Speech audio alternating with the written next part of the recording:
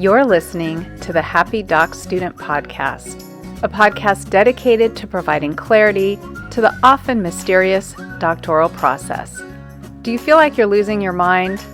Let me and my guests show you how to put more joy in your journey and graduate with your sanity, health, and relationships intact.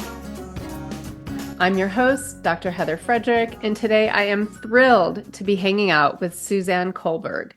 As the Nope coach, Suzanne helps overgivers and people pleasers learn to set boundaries and say no without feeling guilty. Known for her straight talk and wacky t-shirts, she lives in Sydney, Australia with her husband and two awesome children. Suzanne, welcome to the show. Thank you so much for having me, Heather. Why don't we start by having you tell the story of how you became the Nope coach?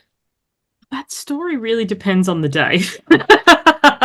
But to cut a long story short, I teach boundaries. They say you teach what you most need to learn so you can learn it, because I never had any. I was always the yes person. And basically, apparently there's a movie with Jim Carrey called The Yes Man. I've so got to watch this. I've been meaning to do it for ages. It's the weekend now. I might do it this weekend.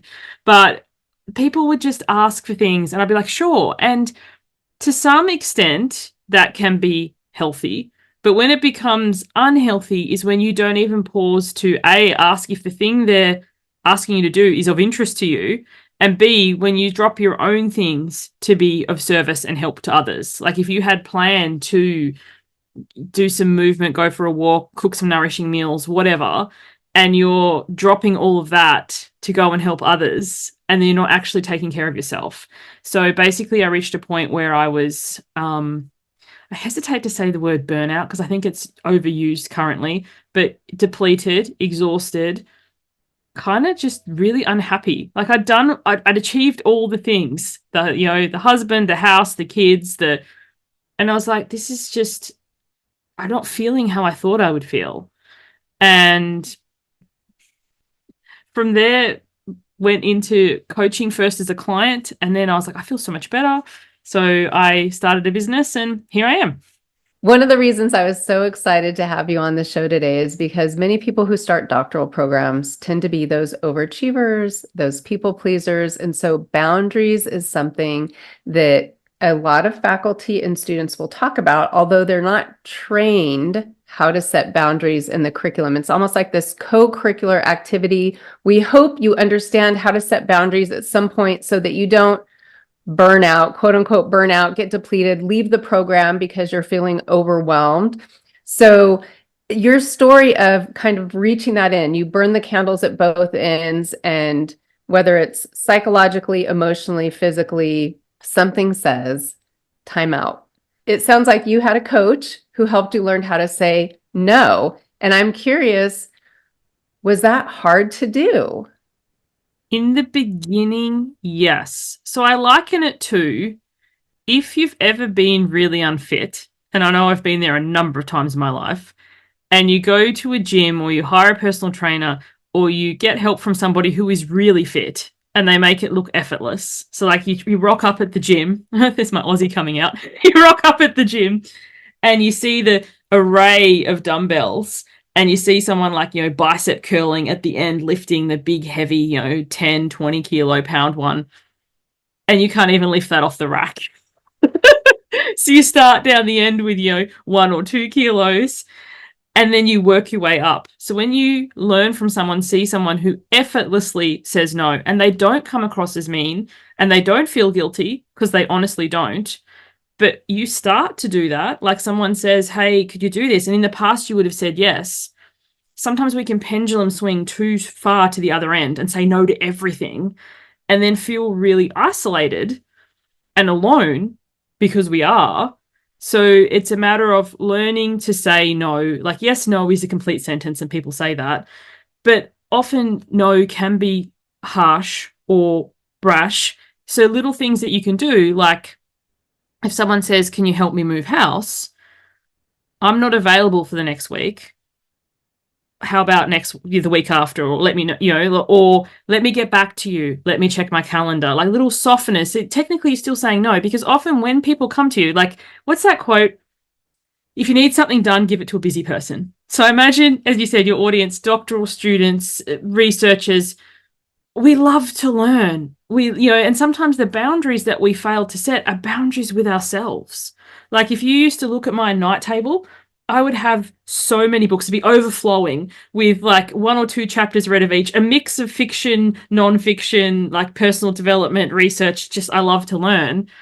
And sometimes the no is a no with yourself because someone says, hey, could you help me with this project? Or can you give me 5 minutes? Or can you look at this research? Or what are your thoughts? And you want to because it's exciting.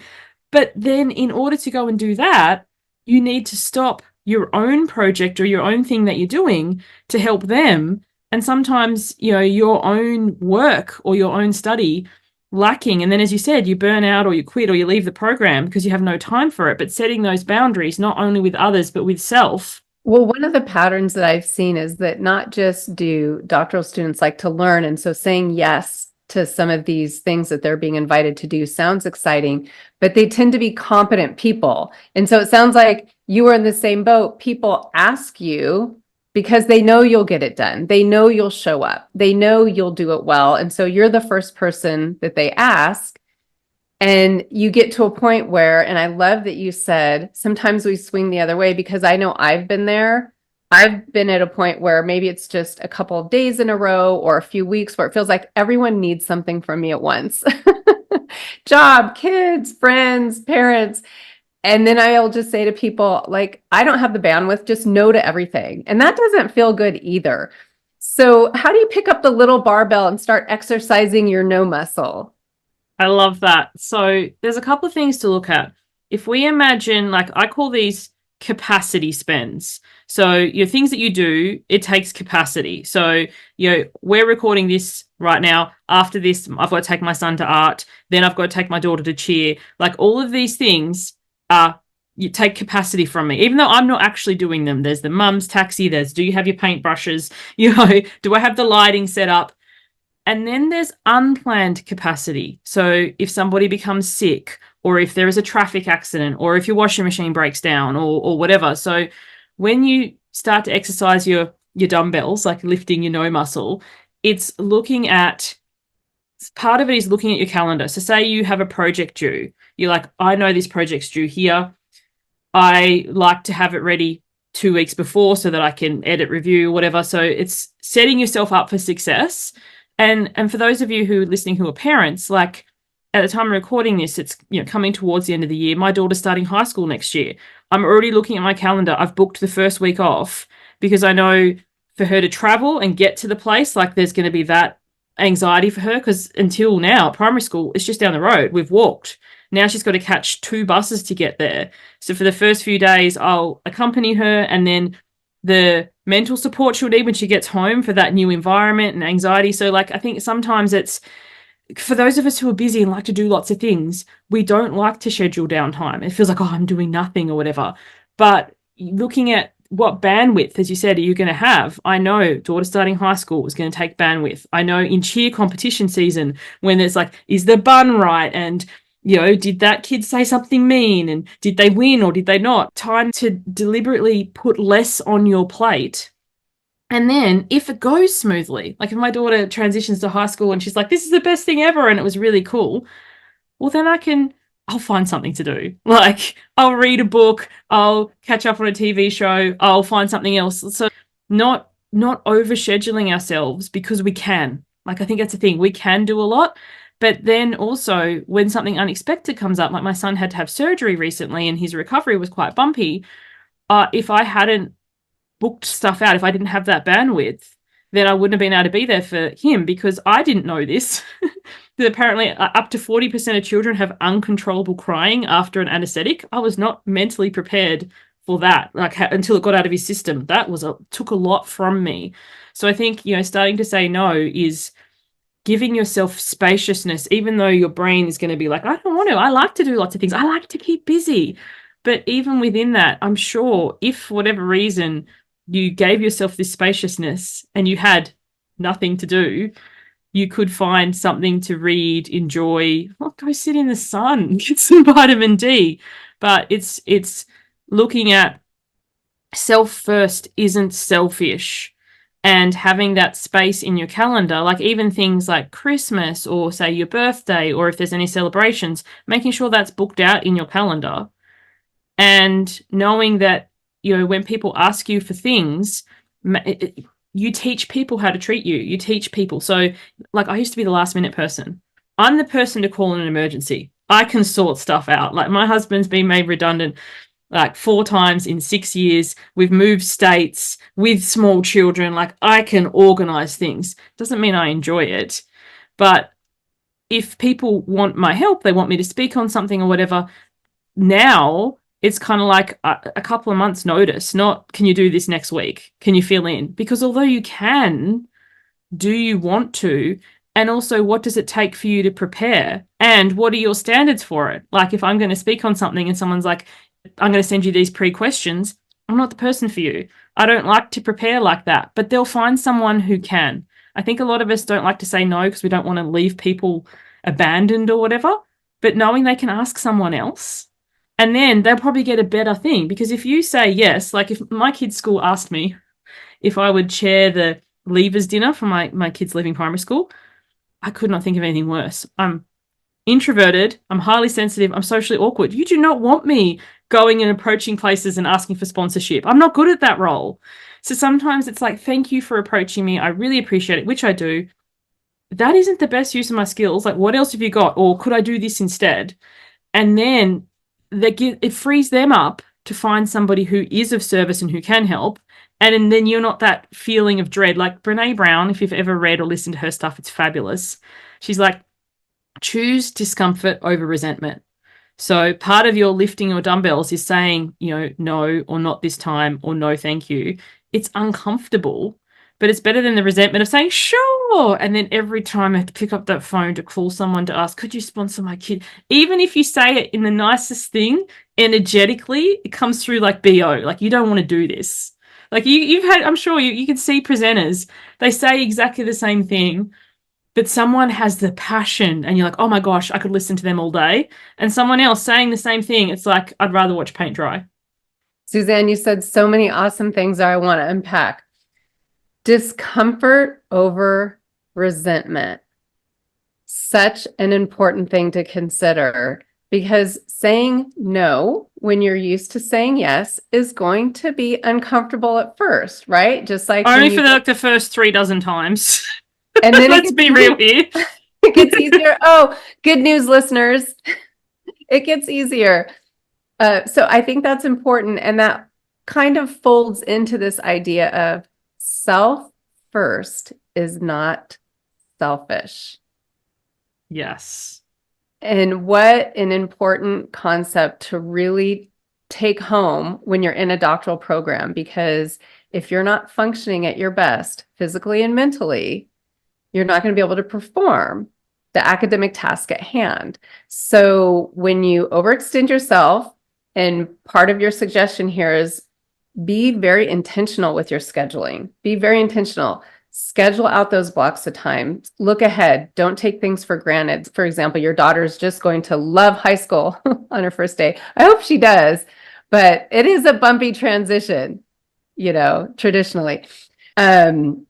You gave a tip for how to interact with someone when they ask you to do something and you just kind of know in your gut or in your heart it's not for you. And that is to thank them for thinking of you and for giving you the opportunity. But, right, so you don't just have to say nope. Yeah. I'm the nope coach, but you can say no with intention, because a no also opens up a yes. Like, say, for example, I'm trying to think of something. Leavers dinner, it's on my mind because the school, it's the end of the year and all this sort of thing. They want to fundraise. I get that. So what do they normally do? They send home chocolates. I'm not going to allow my kids to go door to door. I just don't think it's safe. I don't want to do it. Anyway, all this to say, so what's going to happen? I'm going to buy $200 worth of chocolates because I'm not going to let my kids go door to door and whatever. What does the school want? The bottom line, they want some money. They probably make maybe $2 a pack of chocolate, maybe. So I was like, why don't we just cut the middleman here? No, I'm not going to bring home $200 worth of chocolates. Here's $20 or 30 or whatever you can afford as a donation. So we don't end up with all these excess calories and sugar and the kids fighting over who had more M&Ms than the other one. It saves me like $160 or $180. The school likes me, they get a donation, and everybody's happy. So sometimes that no isn't a no, the complete story. It's a no, so what are they actually asking you for? And I think the other thing that I didn't give as a tip, ask for help. It's not a sign of weakness. One day my coach said to me, why didn't I ask for help? And I was like, I didn't want to be needy. I can't remember my exact wording, or I didn't want to be a burden. That's it. And she said, so what does that make it mean? And when people ask you for help? I was like, oh. She's like, do you think people are a burden? Some people were. Most of the time, though, I love to help. I have a few friends who are writing books. And this is the thing. You can adapt your boundaries over time. First, one of my friends who wrote a book and asked me, would I be a beta reader? I love to read. I was like, yeah, sure. As much as I love this friend, and if you're listening to this, you'll know who you are. I love you dearly. Your book to me was dry. Like, I wasn't the ideal audience for it. And yes, I could edit it rather well, but I wasn't being paid for it and it didn't interest me. So now what I do, if someone comes to me and it's like, I've written a book or something and I want to help, I'll read a chapter. Like, which chapter do you want? Is it the intro? Is it this? Is it one you're struggling with? And then if I love it, I'll say, send me some more. But then I'm not stuck reading a whole book that's just dry or not relevant. So sometimes it's knowing what your boundaries are for you, because then you can add and ask for more. But then also saying no isn't bad or mean. And also, too, asking them what kind of feedback do you want? If someone gives me something and they want me to have a look at it, I'm like, do you want to, I'm your friend and you've done a great job, bravo. Because sometimes that's what we want. Like, if you've spent hours and months writing something, you don't want someone to pull it apart. As well-meaning as they are, you just want good job. Or do you want full Suze edit my thoughts kind of thing? So I think, asking for help, but also being really clear, what kind of help do you want? When I put out my new website recently and I sent it to my email list, I was like, I don't want typos. I don't want grammar. I appreciate that. I just want to be told, like, it's amazing. And then a month later, when I've kind of got over all the hours I've put into it, now tell me all the things that are wrong. And then we have such an argument because I'm Australian. A lot of my audience is American. It's like, actually, no, that is correct. We just spell things differently here. So, but ask for help often. Be clear about the kind of help that you want. And also, if the person says no, they're unable to give it to you, that's okay. So sometimes we wait until we're like so desperate. And then when someone says no, we take it as a personal rejection. I asked for my husband for so much help. My late mother, she'd be like, but you could do that yourself. I was like, yeah, but I don't want to. But not like a princess diva demanding kind of thing. It's like, could you pick the kids up today? Yeah, he can. Like, technically it's my thing to do, but he doesn't have much on and I'm on a tear recording. So, can you do that? Instead of like, I've taken on too much and now I can barely get out of bed and now I need help, because that's not a healthy dynamic then. Considering how you feel when you ask for help is an interesting perspective, because I have to say, I, in general, feel the same way. I don't want to put someone out when I ask for help, right? I don't want to be that burden. But then when you consider if that's how you feel, is that how you're feeling when someone asks you for help? And your suggestion of just getting really clear and communicating, I think, is brilliant. Let's be clear. What kind of help exactly do you need? And how is that aligned with my skill set? And putting maybe a little disclaimer at the front. Let me check my calendar. I think that's a great tip. If everyone who's listening right now, before they say yes, gave themselves space by saying, can I check my calendar and get back to you on that? You have time to maybe unprogram yourself from always saying yes, and take just a moment to make sure, am I agreeing to something that fits with what's going on in my life right now? Because someone once said, when you say no to one thing, you're saying yes to something else. So a great way to do that, for anyone listening, if you're not driving or operating machinery or whatever, grab a scrap bit of paper, write yes on one side and no on the other, just a little square. And then say you were planning, like, I'm going to write chapter 6 of my thesis or whatever today. And then someone's like, hey, could you just have a look at this for me? Hold that yes out to them. What are you saying to yourself? If you're saying yes to them, you're saying no to you. So, and that's what happens so often. And often people, when they aren't good at asking for help and they wait till they're in that place of desperation, like, oh my gosh, my project's due tomorrow and I need you. This is like, you can feel the frenetic energy. So then you kind of get sucked in like an energy vampire, sure. And then you're on their wavelength. It's just not healthy. But if you're like, I'm tapped out today or I'm committed today, come back to me next week. You're putting the pressure back onto them. If you still need help, like look at your calendar. Oh, I'm free Tuesday. If you still need help Tuesday, come back to me. So then you're not having to remember and follow up because you're busy too. Chances are when people are that frenetic, they'll be asking everyone. And I think that's the thing we forget. We think, oh, they've come to me. They're desperate. I'm their last hope. No, they can ask someone else. And so often when you put it back into their court and say, if you need help with this, circle back next week, 9 times out of 10, or I even hesitate to say more, like 95 times out of 100, you'll never hear from them again until they're desperate with their next thing. But also in terms of how you can help, like I keep using a house moving example. I don't know, maybe I've got a house move in the future that I'm not aware of. But if someone said to me, hey, can you help me move house? I've got a bad back. So I'd be like, well, no. But what I can do is I can make you some food. Because when you're moving and you just tend to eat pizza and whatever, or I can watch your kids. Like drop your kids around here, I'll make you dinner. Or if you can help, be really clear. I can bring my truck. I don't have one, but if you have a truck, but the boxes need to be packed. Because sometimes too, we tell people, we communicate, this is what I can do. And then you turn up and they've got nothing done. So not only have you got your truck, but then you've got to pack their box. No. So, if you're helping someone with their thesis, with their project, with their study, it's like, I can help you format or I can help you edit. But like, if my kids have got a project and they're only, approaching high school, so they're a younger age, but I'm like, I can polish it, but I need something to polish. Sometimes when people ask for help, they're offloading their entire project to you. And it's like, yeah, that's a no from me. I still remember my daughter's like, I've got a diorama. I was like, when is it due? She's like, tomorrow. She's telling me this at 10 o'clock at night. Sending my kids off to school to fail a couple of times has been the hardest thing as a parent, but I'd rather them learn it in primary school when it doesn't really matter, because who am I helping if I do the entire project? It's being clear on how, when, and where you can help, and not inadvertently in your desire to help taking over and then making it yours, because that doesn't help anyone in the long run. Such important perspectives. And for those of you who aren't watching on YouTube, when Suzanne gave the tip of writing yes and no on a piece of paper, imagine writing yes on one side of, say, an index card and no on the other. And when you hold it up and you're saying yes to them, you're looking at the no. And that is an excellent strategy. That is, I'm thinking I'm going to get a note card out after this and keep it by my work computer, because my kind of MO is to just say yes. And I think making space to pause and hold up that index card could perhaps help me not be quite so overcommitted. It's so simple. I have this by my computer. I have one in my wallet.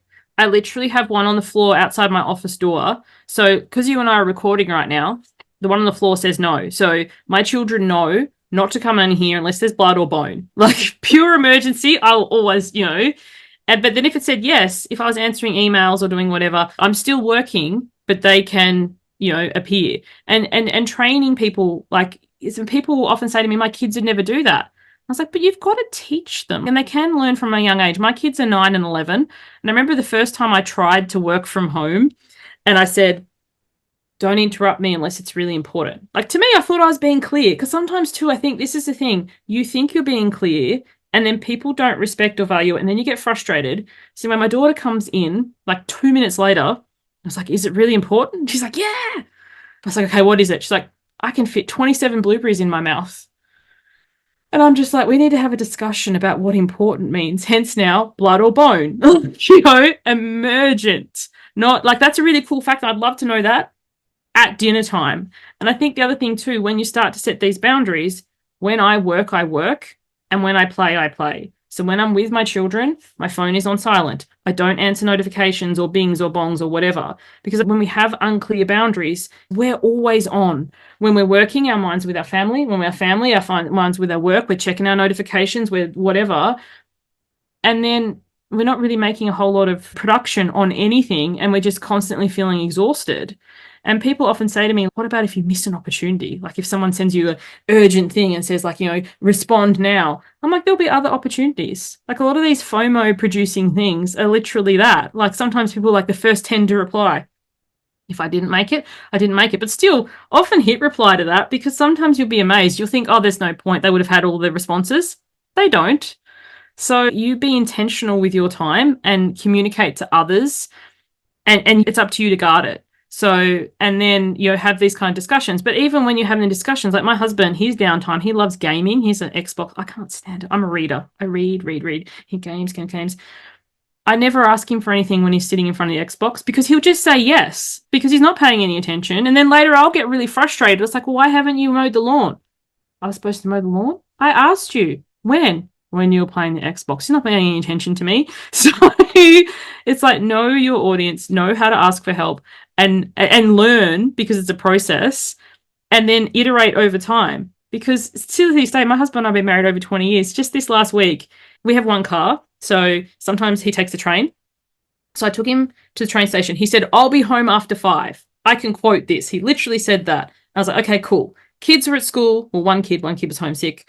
I'm recording because, as I do, my son comes in and I'm like, oh, must be blood or bone, because he won't come in, He's like, you got to call daddy. And I'm like, oh, what's happened? I turn my phone over, all these missed calls, all these text messages. I ring him. I was like, what's happened? Thinking he's been electrocuted or something. Like, he works on big machines. It could happen. He's like, I'm at the train station waiting for you. And I'm like, dude, it's 2:30. You said you wouldn't be back till after 5. He's like, I had messaged you. I hadn't seen them because I'd put my phone on silent and been working. And in past, I would have felt so guilty and so like I'm a terrible person or whatever. So I'm like, he's a grown adult. He could have called a taxi. He could have called an Uber. He could have done, so sometimes we get overly responsible for other people. And it's like, make sure if you ask someone something, is it acknowledged? Oh, I'm coming home early. Because if I'd seen that, sure, I would have gone and picked him up, but I hadn't seen it. So I think sometimes we get over invested in other people's stuff, over responsible. And it's a kind of easy out to leave our own stuff. Because if I'm looking after my kid, my son who's sick, can't possibly record, he needs my attention. My husband needs me to drive him to the train. Everybody needs me. Guess what doesn't get done? My stuff. So I'm curious, Suzanne, as you've been exercising your no muscle, are people now a little more judicious when they ask for your help? Like, have you been successful in training your network to... So much. Nobody DMs me anymore. I will not respond. The only DMs I like are GIFs, memes, reels, like fun, lighthearted. Don't ask me anything business through the DMs. I will not answer. I don't use social media for business at all. It's like, you're a coach. Like everyone's like, no. It's very clearly stated how to get in contact with me. And people are like, you're leaving money on the table, you're missing out. And I'm like, somebody who really wants to connect with me will take 5 minutes to read my IG and figure it out. Which is come to my website, go to my contact page, have fun, because, it's very entertaining. And old school, which is email, which makes me laugh, because when I was growing up, we didn't even have email. It would have been pen and paper.